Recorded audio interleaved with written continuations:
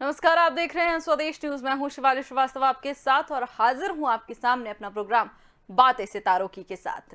बातें सितारों की में आज हमारे साथ एक ऐसे सितारे से हम करेंगे चर्चा, एक ऐसे राइटर डायरेक्टर नारायण चौहान ने बड़ी हिंदी फिल्मों के लेखन के साथ ही निर्देशन भी किया है। आप नेशनल स्कूल ड्रामा यानी एनएसडी से पास आउट है। नारायण चौहान की हालिया रिलीज फिल्म अम्मा की बोली है। इसके अलावा उन्होंने काजी हाउस, हंगामा ऑन हनीमून जैसी फिल्मों का निर्देशन किया। दर्शकों को बता दें कि नारायण चौहान बुंदेलखंड के ललितपुर के रहने वाले हैं। इन्होंने एक छोटे से शहर से निकलकर बॉलीवुड में अपना एक अलग मुकाम भी बनाया है और नारायण जी का कामयाबी का ये सफर लगातार अब जारी है। बहुत सारी बातों के लिए बहुत सारे किस्से उन्हीं से सुनेंगे कि क्या कुछ उनके सामने चुनौतियां रही, उन चुनौतियों से कैसे बाहर निकले नारायण चौहान।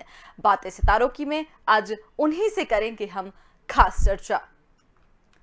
छोटे से शहर बुंदेलखंड से निकलकर, आपको बता दें, ललितपुर के रहने वाले हैं नारायण जी। वहां से निकलकर बॉलीवुड में अपना एक अलग मुकाम बनाया है। बहुत सारी बातों के लिए खुद नारायण चौहान हमारे साथ मौजूद हैं। सबसे पहले तो नारायण जी, बहुत बहुत स्वागत है आपका स्वदेश न्यूज में। जी नारायण जी, बहुत सारी बातें आपसे करनी है, बातें सितारों की में। लेकिन सबसे पहले आपसे जानना चाहेंगे कि जब हम फिल्म इंडस्ट्री की बात करते हैं, बॉलीवुड की बात करते हैं, वहां जाने का सोचते हैं तो ख्याल आता है कि एक्टर बनना है या एक्ट्रेस बनना है। कैसे लगा कि आप डायरेक्शन में हाथ आजमाना चाहते हैं? कैसे लगा कि निर्देशन करेंगे मूवीज का?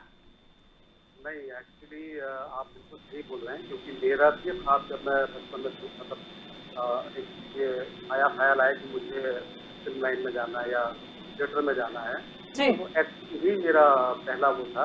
लेकिन हमारी वहाँ छोटे से शहर में मजबूरियाँ ये थी कि हमें जो चीज़ें हैं वो नहीं मिलती थी, डायरेक्टर नहीं मिलता था, स्क्रिप्ट नहीं मिलती थी, लाइट्स नहीं होती थी, तो सारे काम खुद करने। तो धीरे-धीरे मुझे लगा नहीं, मुझे लगता है कि जो डायरेक्शन है वो ज़्यादा चैलेंजिंग है और मुझे इसमें अपना जो हाथ है वो तो इसलिए मैंने डायरेक्शन चुना। और ये मेरा ही नहीं, मुझे लगता है सभी का ये ख्वाब है। सबसे पहला जो प्रेम है वो एक्टिंग, एक्टिंग से लोग डायरेक्शन में जाते बिल्कुल। और उसके बाद आपको लगा कि आप एक्टर नहीं बनना चाहते, कई बड़े एक्टर्स को आप बनाएंगे। नारायण जी, किस तरह का, जिस तरह से आप निर्देशन करते हैं और सुना है कि राइटिंग में भी आपकी काफी रुचि है, लेखन भी आपका जो है एरिया है, तो क्या कुछ, सबसे पहले तो निर्देशन की अगर हम बात करें सिर्फ, क्या कुछ चुनौतियां सामने आती हैं जब आप डायरेक्ट करते हैं किसी भी फिल्म को?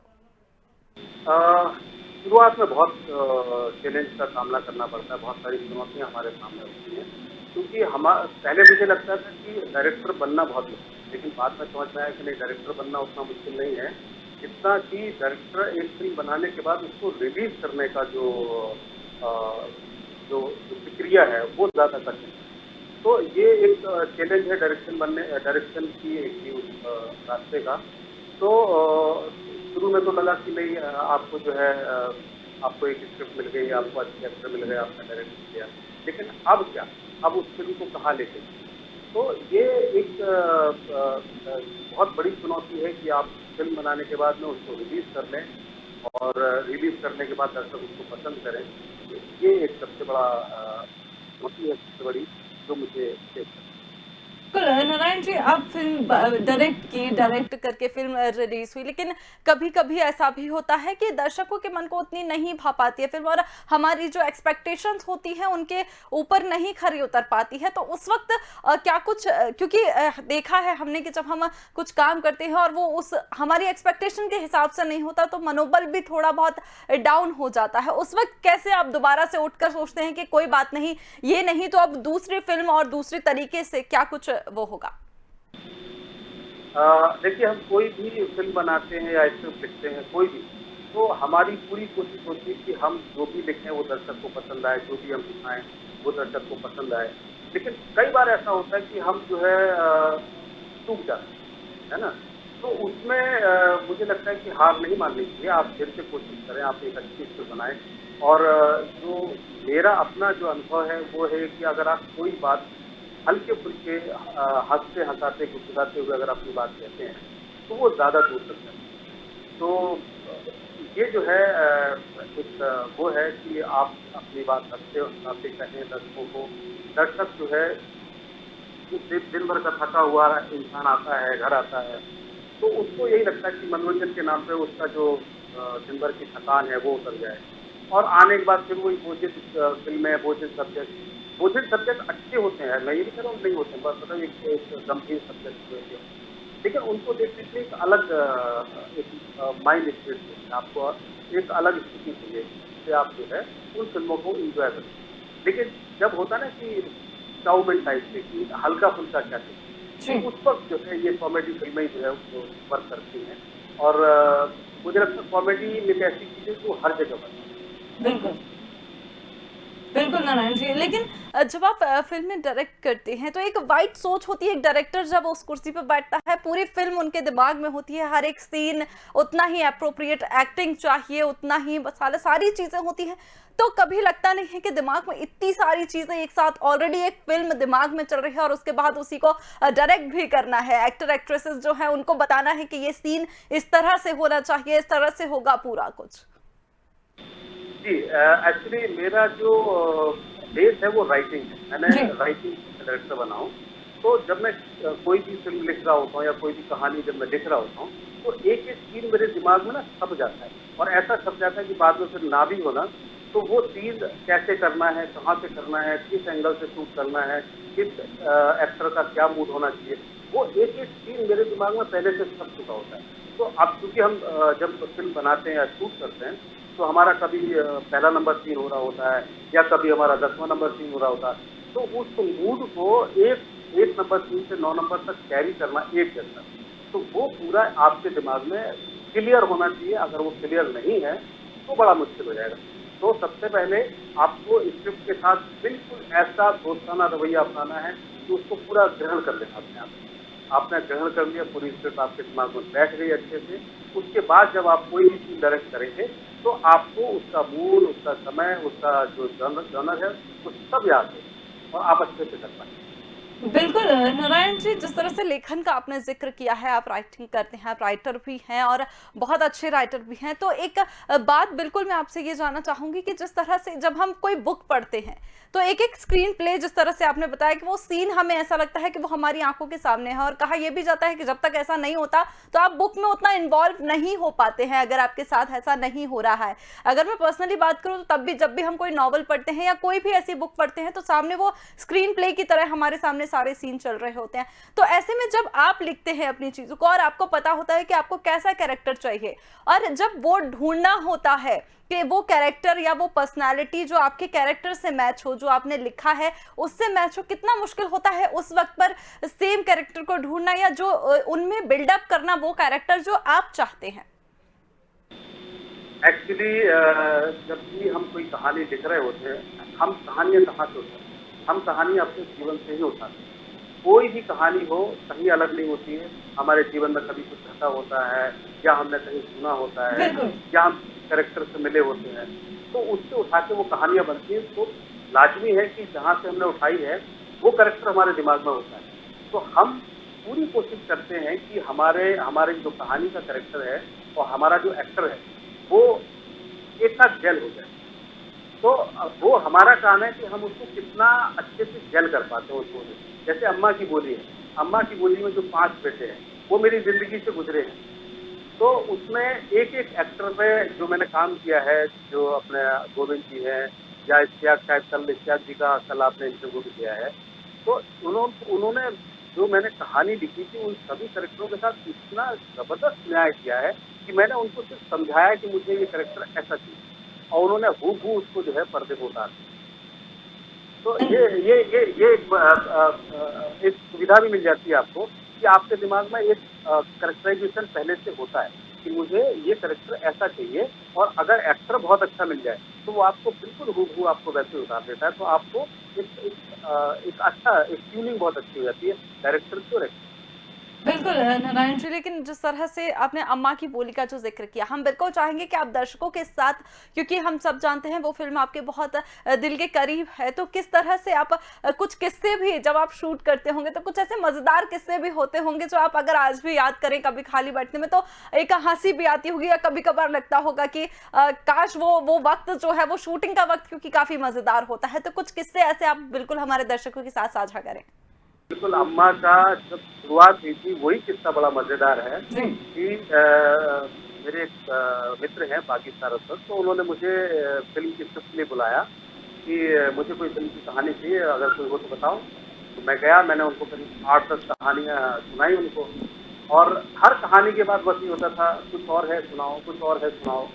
तो मैं होता है ना कि एक इरिटेशन का वो हो जाता है कि मैं इरिटेट हो गया सुनाते-सुनाते। तो मैंने उससे कहा नहीं अब नहीं है यार, अब होगा तो मैं सुनाऊँगा। तो मेरी धर्मपत्नी हमारी लता जी हैं, बहुत अच्छी सिंगर हैं, तो वो बैठी थी पीछे, तो मैं ऐसे लैपटॉप बंद करने वाला था, तो बोली इसको सुनाओ ना, ये बहुत अच्छी है। मैंने देखा, मैंने कहा क्या है उसमें, मैंने सिर्फ हेडलाइन लिखी हुई है अम्मा की बोली 2000, बाकी तो कुछ है ही नहीं उसमें, और एक लाइन लिखी है अम्मा के 5 बेटों की कहानी। तो बागी जी इतने एक्साइटेड हो गए, एकदम से खड़े होकर कहने ये चाहिए मुझे, ये चाहिए। तो मेरे दिमाग में ये चला, मैंने कहा इतनी कहानियाँ सुनाई, इसको समझ नहीं आई, और एक टाइटल में पता नहीं इनको क्या समझ में आ गया कि एकदम से कि ये चाहिए। फिर मैंने जो है 1 हफ्ते लग के कहानी लिखी, घटनाओं को दिखाया।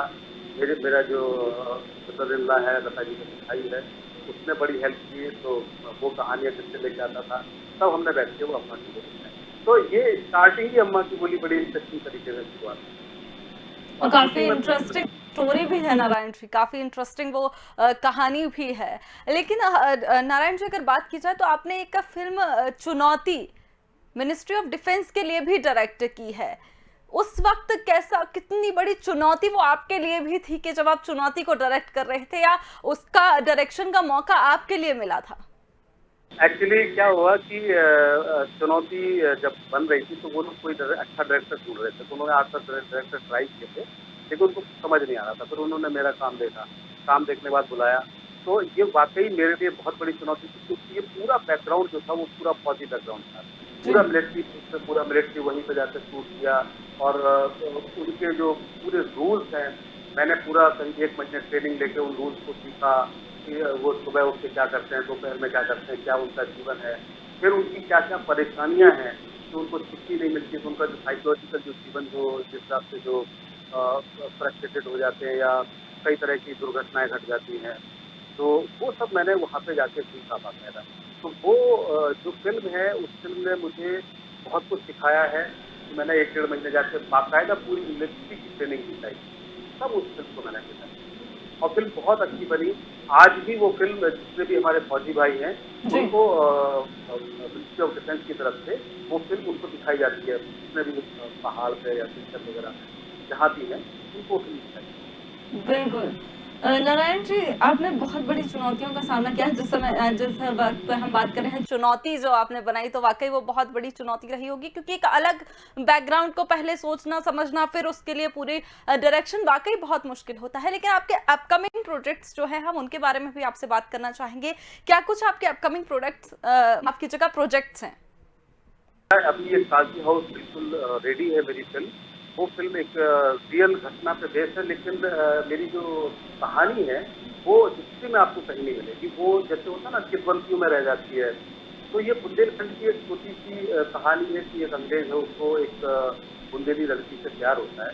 तो उस सब्जेक्ट पे मेरा बहुत दिन से मेरा मूड था कि मैं इस पे काम करूँगा, काम करूँगा। तो अभी कुछ 2 साल 1 डेढ़ साल पहले मुझे टाइम मिला, तो मैंने उसको, और उस फ़िल्म को मैंने फिर बाकायदा रशिया से एक अंग्रेज़ एक्टर बुलाया। Is very good. उसको मैंने 6 महीने हिंदी की ट्रेनिंग दी। मैंने क्या दी, मेरी जो धर्मपत्नी है, उन्होंने उसको पूरा हिंदी सिखाई, और जब वो हिंदी का डायलॉग पूरा सीख गया, अच्छे से सीख गया, जी। तब मैंने वो पूरी शूट की। अभी फ़िल्म रेडी है, खाली बीआई चल रहा है उसका। जैसे ही बीआई खत्म हो जाएगी मेरी, तो वो फ़िल्म मेरी शायद हो सकता है अक्टूबर-नवंबर तक रिलीज़। बिल्कुल बिल्कुल उम्मीद भी यही है कि दर्शकों को बहुत ज़्यादा पसंद आएगी आपकी फ़िल्म। लेकिन कांजी हाउस जो आपका टाइटल था, वो कैसे सोचते हैं सर आप? जो टाइटल्स होते हैं अपनी फ़िल्मों के या अपनी कहानियों के, वो कैसे दिमाग में आते हैं कि ये टाइटल अब सूटेबल है, अब मैं इसी टाइटल के साथ फ़िल्म को या कहानी को जो है वो आगे बढ़ाऊँगा? टाइटल कहानी में ही छुपा होता है कि ये टाइटल ऐसा होना चाहिए जो पूरी कहानी को एक टाइटल में कह दे। काजी हाउस जो आप जानते हैं या नहीं जानते मुझे नहीं मालूम, लेकिन काजी हाउस का मतलब है कि एक ऐसी जेल हुआ करती थी पहले टाइम में, जहाँ पे जो आवारा जानवर होते थे उनको बंद किया जाता था। तो उसमें जब जिसका जानवर है वो जब छुड़ाने जाते थे तो वहाँ का जो काजी है, तो वो ₹2 इस पे दंड डालता था और ₹2 उस पे दंड डालता था और वो उसका वो होता था। तो वो काजी हाउस एक बहुत बड़ा बाड़ा हुआ था। तो हमारी जो कहानी है उसमें होता ये है कि अंग्रेज को उस लड़की से इतना प्यार हो जाता है कि वो जितने भी गांव के मर्द हैं, तो उनको सबको कैद कर लेता है। अब इतनी बड़ी जेल उस टाइम तो उस इलाके में थी नहीं, तो उनको कहाँ बंद किया जाए। तो वो क्या करता है कि काजी हाउस खाली करवा के और उसमें उन जितने भी गांव वाले थे उनको कैद कर लेता है और सिर्फ महिलाओं को छोड़ता है, जिससे वो उस गांव में बेरोक टोक आ जाते हैं। तो इसलिए मुझे लगा ये काजी हाउस जो टाइटल है ये बिल्कुल परफेक्ट है इसका। बिल्कुल नारायण जी, जिस तरह से आप बुंदेलखंड से बिलोंग करते हैं, अगर बुंदेलखंड के क्योंकि कई युवा आज के वक्त पर मुंबई जाना हर किसी का सपना होता है, कोई डायरेक्शन का सपना लेकर जाता है, कोई एक्टिंग का सपना लेकर जाता है, तो नारायण जी की अगर हम बात करें तो वो कैसे अवेलेबल है उन लोगों के लिए या उन लोगों को गाइड करने के लिए जो बुंदेलखंड से जा रहे हैं मुंबई या जाना चाहते हैं? बहुत अच्छा सवाल किया मेरे से। एक्चुअली मैं ये बोलने ही वाला था कि मैं जो है यहाँ पे जितनी भी फ़िल्में बना रहा हूँ या जो बनाने वाला हूँ, मैंने पूरी कोशिश की है कि नए आर्टिस्टों को काम दूँ, अपने बुंदेलखंड के जितने भी अच्छे आर्टिस्ट हैं, उनको काम दूँ। इनफैक्ट मैंने अम्मा की बोली में 2 या 3 बुंदेलखंडी आर्टिस्टों को यूज़ किया, बल्कि जो मेरी डायरेक्शन टीम थी, उसमें भी मैंने अजय साहू करके एक लड़का है, तो उसको मैंने अपने डायरेक्शन टीम में रखा। तो मेरी पूरी कोशिश है कि बुंदेलखंड का जितना भी अच्छा टैलेंट है, मैं उसको चांस दूँगा और 1 या 2 साल बाद मैं खुद अपना एक बहुत बड़ा स्टूडियो बुंदेलखंड में कहीं भी शायद एमपी या यूपी में कहीं भी क्योंकि बुंदेलखंड बहुत बड़ा है और 3 राज्य हैं। तो ऐसी कोई जगह जहाँ पे तीनों जगह के मतलब बुंदेलखंड का जो सेंटर हो, तो वहाँ पे बहुत बड़ा स्टूडियो बनाने वाला हूँ, जिसमें मैं वहीं के लोकल आर्टिस्टों को लेके, लोकल टैलेंट को लेके अच्छी-अच्छी नेशनल लेवल की बड़ी फ़िल्में। तो ये मेरा आने वाले जितने भी सीज़न हैं, उनमें सब में आपको कोई ना कोई बुंदेली टैलेंट मिलेगा।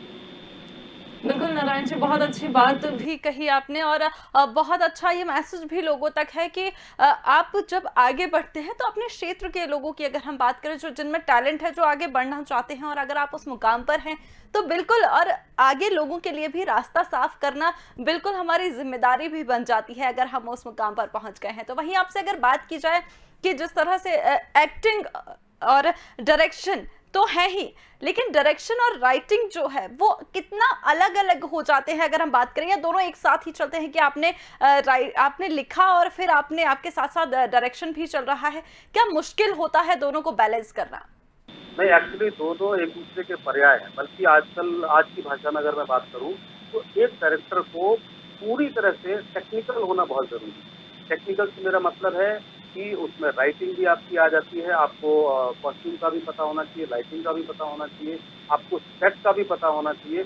इवन आजकल अगर आप अच्छे डायरेक्टर हैं, तो आपको एडिटिंग भी आनी चाहिए। एडिटिंग आपको कि आप अपनी फ़िल्म को जो शूट कर रहे हैं, आपको पता होता है कि मुझे कितना पोर्शन शूट करना है, क्या मेरे काम का है, क्या मेरे काम का नहीं है। जैसे बहुत सारे डायरेक्टर आते हैं तो वो क्या करते हैं वो एक लंबा-लंबा शूट कर लेते हैं, फिर बाद में एडिट करते हैं। लेकिन एक अच्छा एडिटर अगर डायरेक्टर बनता है, जब एक डायरेक्टर को एडिटिंग आती है, तो उसको मालूम है कि ये मेरा इतना शॉट यूज़ होगा, इतना शॉट यूज़ नहीं होगा। तो उस हिसाब से आपकी जो फुटेज है, आपका जो टाइम है, आपका जो अ, दूसरी चीज़ें बहुत सारी चीज़ें बच जाती हैं। तो मुझे लगता है एक डायरेक्टर को आज की डेट में टेक्निकल होना भी बहुत ज़रूरी है और सेम टाइम आपको आपका जो क्रिएशन है, आपका जो विजुअलाइज़ेशन है, आपकी जो कहानी की समझ है, वो भी अच्छी होनी चाहिए कि एक चीज़ क्या कह रहा है और क्या कहना चाहता है और आगे आप उस कहानी को कैसे ले जाना है। क्योंकि कहानी लिखना और पढ़ना एक अलग चीज़ है, उसको दिखाना बिल्कुल अलग है। ऐसा होता है कि लिखा कुछ और होता है, लेकिन दिखाया कुछ और जाता है, या दिख कुछ और जाता है। तो वो भी एक चीज़ होनी चाहिए कि आप जो लिख रहे हैं या जो लिखा गया है, उसको एज़ इट इज़ हूबहू आप पर्दे पे दिखा सकते हैं। वो भी एक डायरेक्शन का एक बहुत बड़ा है। वही नारायण जी, अगर आपसे जानना चाहें कि जब एक डायरेक्टर या राइटर फिल्म बनाता है या कुछ लिखता है तो कई तरह की भावनाओं का भी ख्याल रख, अपनी भी चीजें दर्शकों तक पहुंचानी है, और ऐसे भी शब्दों का चयन हो या फिर ऐसे भी सीन्स का चयन हो जो लोगों को भावनाएं उनकी आहत ना कर पाए। कई तरह की साथ में थॉट्स भी होते हैं दिमाग में कि कहीं ऐसा ना हो कि जो हम समझाना चाह रहे हैं उसके तर हम कुछ और क्योंकि कई बार हमने फिल्मों में देखा है कि एक्चुअली फिल्में बहुत अच्छी होती है लेकिन डायरेक्शन से पहले ही कई तरह के ख्याल जो है वो मन में आने लगते हैं। तो ऐसे में कितना ज्यादा ख्याल उन चीजों का रखना पड़ता है, कितनी ज्यादा बांधती हैं वो चीजें? हाँ, एक डायरेक्टर के नाते मैं यही चाहूँगा कि एक डायरेक्टर की इमेज ना बन जाए कि मतलब ये फला तरीके की फ़िल्में बनाता है, ये दिमाग के तरीके की फ़िल्म बनाता है। उस इमेज से एक डायरेक्टर को दूर रहना चाहिए, और मुझे लगता है कि सभी सब्जेक्ट में अपना कोशिश करनी चाहिए एक अच्छा काम देने की। आप सीरियस भी बनाइए, आप कॉमेडी भी बनाइए, आप थीम बेस्ड भी बनाइए। आप एक कहानी अ, आप कहानी को एक अच्छे से कहने का एक ढंग सीखिए। अगर इमेज बन गई आपकी, तो मेरी फ़िल्म बनाने से पहले एक इमेज बन जाएगी, अरे फलाने की फ़िल्म आ रही है, ये ऐसी हो। तो वो इमेज नहीं बननी मेरे। और दूसरा मैं थोड़ा-सा सेंसर के भी थोड़ा-सा खिलाफ हूँ कि आजकल जो इतनी बंदिशें डाल दी हैं सेंसर ने कि मैं फला लैंग्वेज यूज़ नहीं कर सकता, ये दिमागा लैंग्वेज मीन्स गाली-गलौच में। कई बारी क्या होता है कि आप कुछ ऐसे कैरेक्टर यूज़ कर रहे होते हैं जिसमें जो गाली है वो उनकी भाषा का एक हिस्सा है। वो ऐसा नहीं होता कि वो गाली दे रहे हैं। बिल्कुल, और ये बात आप अच्छे से समझ सकते हैं क्योंकि अगर हम उस साइड जाएं, अगर अपने बिल्कुल, बुंदेलखंड साइड जाएं तो वहां की लैंग्वेज ही वैसी होती है कि आप बिल्कुल। जी तो आपका कोई भी शब्द होगा, वो आपका एक तकिया कलाम बन जाता है कि उस शब्द के साथ ही खत्म हो बिल्कुल। जाता है। अब उसको सेंसर में उठा के कट कर दिया जाता है। अब एक छोटी-सी मेरी जो शादी हाउस जो सेंसर हुई है मेरी, तो उसमें एक शब्द है बास्टर्ड, अंग्रेज़ी का शब्द है और अंग्रेज़ हिंदुस्तानी उसे यूज़ किया करते थे। तो वो सेंसर ने कटवा दिया। मेरी आज तक समझ में नहीं आया कि बास्टर्ड क्यों कर दिया है आपने। मतलब अंग्रेज जो है, आपने भी हिस्ट्री पढ़ी होगी जितने भी है, वो इंडियंस को कभी भी है यू इंडियन बास्टर्ड ऐसा यूज किया था। तो उसमें I will see you bastard इतनी सी लाइन है, उसमें लिखा बास्टर्ड रखाइए आप। ठीक है, एक तो ये हो गई। दूसरा, एक पेटा डाल दिया है हमारे ऊपर कि हम कोई जानवर नहीं दिखा सकते। अब आप मुझे बताइए, हम गांव देहात की कोई कहानी शूट कर रहे हैं, जी आप बिना गाइडेंस के शूट कर लेंगे? आप बिना जानवरों के शूट कर लेंगे? नहीं कर सकते, संभव ही नहीं है। बड़ी आर्टिफिशियल लगेगी कि एक गांव में गए साहब, वहाँ कोई बैल ही नहीं है, वहाँ बैलगाड़ी नहीं है। करने में मुश्किल होती है ऐसे में। बहुत मुश्किल होती है, बहुत मुश्किल होती है। और जहाँ कहीं नेचुरल भी कोई जानवर मेरा पास हो गया या कोई जानवर आ गया मेरे किसी फ्रेम में, तो मेरा सेंसर से उधर से एक ऑब्जेक्शन आ जाएगा कि पहले आप पेटा का सर्टिफिकेट लगाएं। तो ये जो एक्स्ट्रा जो बर्डन्स हैं, वो फिल्म लाइन को कहीं न कहीं मुझे लगता है कि बहुत प्रेशराइज़ कर रहे हैं, और हमें बड़ी दिक्कत होती है इस चीज़ों से। तो इन चीज़ों का कुछ ना कुछ ऐसा हल निकलना चाहिए कि जो थोड़ा-सा ईज़ी हो, काम करने में बेहतर हो। और दूसरा, जो जो गाली-गलौच है, ये जेन्युइनली अगर आ रही है तो उसको परमिशन मिलनी चाहिए। हाँ, अगर मैं डेलिबरेटली दे रहा हूँ, वो पर्दे पे अलग पता चलता है कि मैं इन शब्दों का डेलिबरेटली यूज़ कर रहा हूँ, या ये शब्द जो है फ्लो में आ रहे हैं। ये लैंग्वेज, दोनों शब्दों को एक कमेटी बैठ के डिसाइड करे कि हाँ ये क्या है, और उन शब्दों के हिसाब से वैसा सेंसर। तो इन जो सेंसर का या पेटा का जो है, वो मैं थोड़ा-सा निराश हूँ। बिल्कुल। नारायण जी, एक राइटर और डायरेक्टर होने के नाते आप जो ओटीटी प्लेटफॉर्म्स पर जो आजकल वेब सीरीज आ रही हैं, जो मूवीज आ रही हैं, जो सब हम सब देख रहे हैं, काफी विवादों में भी घिरी होती हैं अक्सर, क्योंकि उसके लिए भी एक सेंसर बोर्ड की भी मांग की जा रही है कि मतलब अगर मैं बोलूँ कि उस पर अंकुश लगाने के लिए कुछ कई तरह के ऐसे सीन्स भी हमने देखे हैं जो ओटीटी प्लेटफॉर्म पर जो रिलीज हो रहे हैं, उसके बारे में आप क्या कहना चाहेंगे? ओटीटी प्लेटफॉर्म, मैं यही कहूँगा कि हम जैसे जो न्यू कमर डायरेक्टर हैं उनके लिए तो वरदान साबित हुआ है। लेकिन हाँ, उसका जो पास्ट रहा है वो थोड़ा-सा गड़बड़ रहा है। अभी हालाँकि बहुत साफ-सुथरी फ़िल्में भी आने लगी हैं। अभी मैं एक जो है कर रहा हूँ साफ सुथरी। अब इवन ऑडियंस भी डिमांड करने लगी कि नहीं हमें साफ सुथरी। तो ओटीटी प्लेटफॉर्म जो है वो बुरे नहीं है, बल्कि मैं तो चाहता हूँ कि ये और अच्छे अच्छे ओटीटी प्लेटफॉर्म आए, जिससे हमारे जो हम जैसे लोगों की जो फिल्में हैं जन तक पहुँचे। जैसे आज अम्मा की बोली है, जी। आज सिनेमा हॉल में जब रिलीज हुई थी तो कुछ ही सिनेमा हॉल में लोग देख पाए, लेकिन आज अम्मा की बोली अमेजॉन प्राइम से लेके जियो सिनेमा, एयरटेल एक्सट्रीम और बिल्कुल। अपना सब जगह पर। तो आज किसी से भी मुझे बोलने की जरूरत नहीं पड़ती कि तुम फलां सिनेमा हॉल में जाओ, अपने घर पे देखो अपने फिल्म, और एक टाइम भी बचता है और आपका पैसा भी बचता है। तो ओटीटी प्लेटफॉर्म मेरे हिसाब से बहुत अच्छी शुरुआत है। और अच्छी बात यह है कि उन ओटीटी प्लेटफॉर्म की डिमांड ये नहीं है कि आप फलां स्टार लेके आओ, जी। आप फलां स्टार लेके आओ। उनके लिए कहानी बहुत अच्छी होनी चाहिए, एक्टिंग बहुत अच्छी होनी चाहिए, प्रोजेक्ट बहुत अच्छा बना होना चाहिए। अगर ये सब चीज़ें हैं तो ओटीटी प्लेटफॉर्म आपकी फिल्म लेता है और उनको दिखाता है। जी, बहुत अहम बात इस वक्त आपने कह दी कि आपकी कहानी में दम होना चाहिए, अभिनय में दम होना चाहिए। उसके बाद जनता तो बेशक आपको पसंद करती ही है और आपको बहुत सारा प्यार देती है, और हमारी भी उम्मीद है कि आपके आने वाले जितने भी प्रोजेक्ट्स हैं उनको जनता जो है, दर्शक जो है, भरपूर प्यार दें। और बहुत बहुत शुक्रिया आपका हमारे साथ जुड़ने के लिए, हमारे दर्शकों के साथ इतने मजेदार किस्से और इतनी ज्यादा पॉजिटिविटी फैलाने के लिए, क्योंकि अच्छा लगता है जब पॉजिटिव लोग हमारे साथ जुड़ते हैं। तो बातें सितारों की में आज हमने आपको रूबरू करवाया नारायण चौहान से, जो निर्माता निर्देशक है और साथ साथ राइटर भी है। अम्मा की बोली में इन्होंने निर्देशन किया है, जो आज जिसको बहुत अच्छा रिस्पॉन्स अब मिल रहा है। आज के लिए बस इतना ही। कल फिर मुलाकात होगी एक सितारे के साथ। तब तक के लिए मुझे दीजिए इजाजत। देखते रहिए स्वदेश न्यूज। नमस्कार।